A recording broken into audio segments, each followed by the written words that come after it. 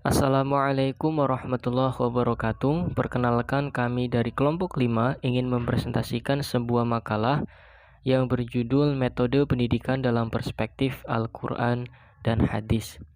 Sebelum kita lanjut ke pembahasan, kami ingin memperkenalkan kelompok kami terlebih dahulu. Yang pertama adalah saya sendiri, yaitu Ahmad Aunillah Sugianto, Eva Yuri Kemariska, Ahmad Taqiyuddin Hashwafa, dan yang terakhir adalah Risma Mahmudah.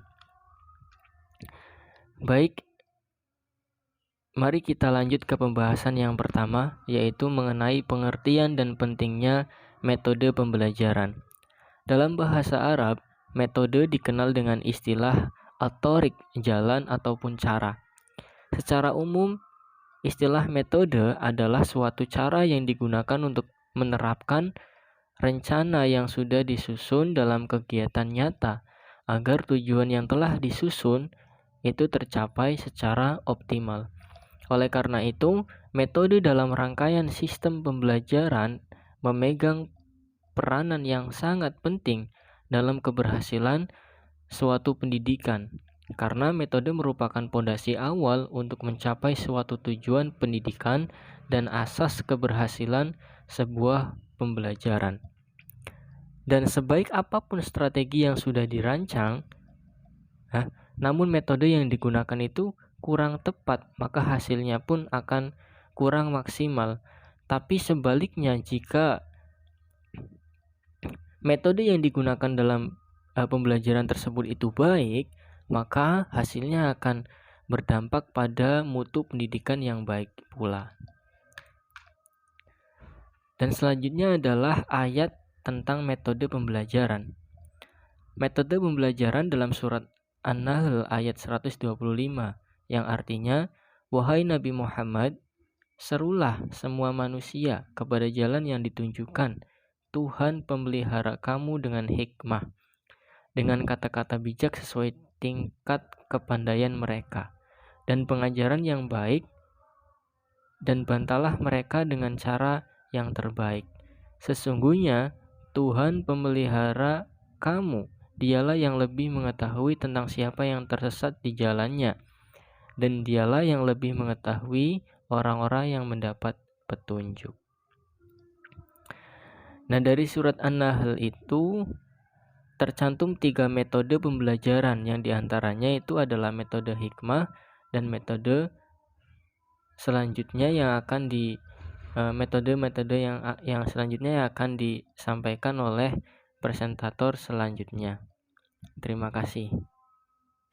Baik, selanjutnya saya Risma Mahmudah akan menjelaskan tentang 3 metode pembelajaran yang terdapat dalam surah An-Nahl. Baik, metode yang pertama adalah metode hikmah. Kata hikmah dalam tafsir Al-Misbah berarti yang paling utama dari segala sesuatu, baik pengetahuan maupun perbuatan. Dalam bahasa Arab, al-hikmah bermakna kebijaksanaan dan uraian yang benar.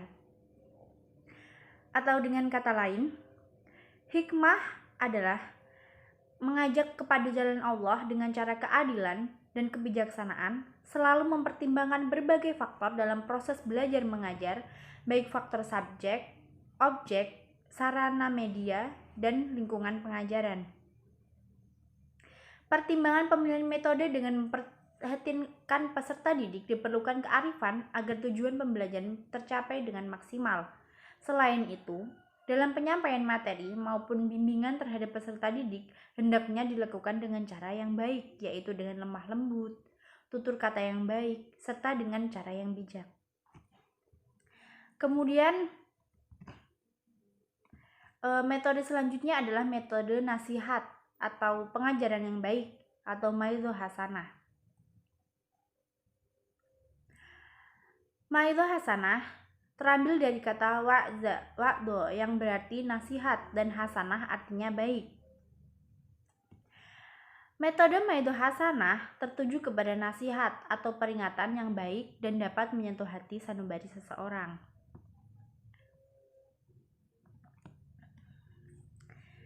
Dan kemudian metode diskusi atau metode jidal. Diskusi adalah cara penyampaian bahan pelajaran dengan memberikan kesempatan kepada siswa untuk membicarakan, menganalisa guna mengumpulkan pendapat, membuat kesimpulan, atau menyusun berbagai alternatif pemecahan masalah. Tujuan metode diskusi adalah untuk lebih memantapkan pengertian dan sikap pengetahuan mereka terhadap suatu masalah. Terima kasih dari saya. Assalamualaikum warahmatullahi wabarakatuh. Perkenalkan, nama saya Fayuri Mariska. Saya ingin menjelaskan materi tentang metode teladan atau meniru. Melihat tabiat manusia yang cenderung untuk meniru dan belajar banyak dari tingkah lakunya lewat peniruan, maka teladan yang baik sangat penting artinya dalam pendidikan dan pengajaran. Nabi Muhammad SAW sendiri menjadi suri tauladan bagi para sahabatnya. Dari beliau, mereka belajar bagaimana mereka melaksanakan berbagai ibadah. Melalui suri tauladan yang baik, manusia dapat belajar kebiasaan baik dan akhlak mulia. Sebaliknya, jika suri tauladannya buruk, maka manusia akan terjerumus pada kebiasaan yang buruk dan akhlak yang tercela. Maka dari itu, hanya Rasulullah SAW yang pantas menjadi suri tauladan bagi umat muslim. Sekian presentasi dari saya, kurang lebih mohon maaf. Wassalamualaikum warahmatullahi wabarakatuh. Oke, metode selanjutnya adalah metode ceramah. Metode ceramah ini sering digunakan dalam menyampaikan atau mengajak orang mengikuti ajaran yang telah ditentukan. Metode ceramah ini sendiri juga sering disandingkan dengan kata khutbah. Seperti dalam sebuah hadis Rasulullah yang bersabda, wa an Abdullah ibnu Umar wa bnil Asi radhiyallahu anhuma an Nabiyya sallallahu alaihi wasallam qala balawu anni walau ayatan wa hadatsu an bani Israila wala haraja wa man kadzdzaba alayya muta'ammidan falyatabaw wa maq'adahu minan nari, rawahu Bukhari. Hadis di atas berarti sampaikanlah apa yang datang dariku walau satu ayat, dan ceritakanlah apa yang kamu dengar dari Bani Israel, dan hal itu tidak ada salahnya. Dan barang siapa berdusta atas namaku, maka bersiap-siaplah untuk menempati tempatnya di neraka. Hadis riwayat Bukhari. Hal ini juga berkenaan dengan firman Allah.